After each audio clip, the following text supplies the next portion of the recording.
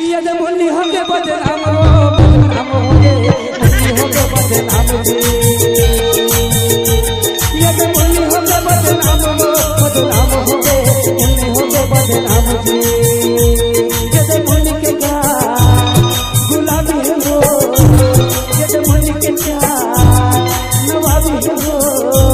ये जब मुन्नी के शराबी है भाई जी ये जब मुन्नी के मुन्नी बदनाम हुई डार्लिंग तेरे लिए मुन्नी बदनाम हुई डार्लिंग तेरे लिए मुन्नी बदनाम हुई डार्लिंग तेरे लिए मुन्नी बदनाम हुई डार्लिंग तेरे लिए मुन्नी के गाल गुलाबियों कर मैंने शराबी मुन्नी बदनाम हुई डार्लिंग तेरे लिए मुन्नी बदनाम हुई डार्लिंग तेरे लिए। अगर मान लो यही गाना है कोनो पंथी होती कैसे होते ये बदनाम हो गए बाबा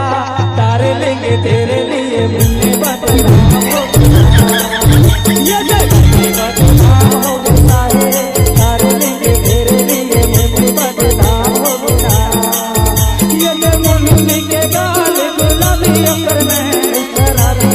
मुन्नी बदनाम हो गया ये मुन्नी के गाल गुलाबी अकर में शराबी मुन्नी बदनाम हो गया ये बदनाम हो गए बाबा तारे लेंगे तेरे लिए मुन्नी बदनाम हो गया ये बदनाम हो गए सारे तारे लेंगे तेरे लिए मुन्नी बदनाम हो गया। अगर मान लो ये गाना के रचना कोनो हमार पंडवानी गायिका श्रीमती तीजन बाई हती तो वो कैसे गाती ये जब मुन्नी होके बदनाम होगे मुन्नी होके बदनाम जी ये जब मुन्नी होके बदनाम होगे मुन्नी होके बदनाम जी ये जब मुन्नी के क्या गुलाबी हो ये जब मुन्नी के क्या नवाबी हो ये जब मुन्नी के शराबी है भाई जी ये जब मुन्नी के शराबी है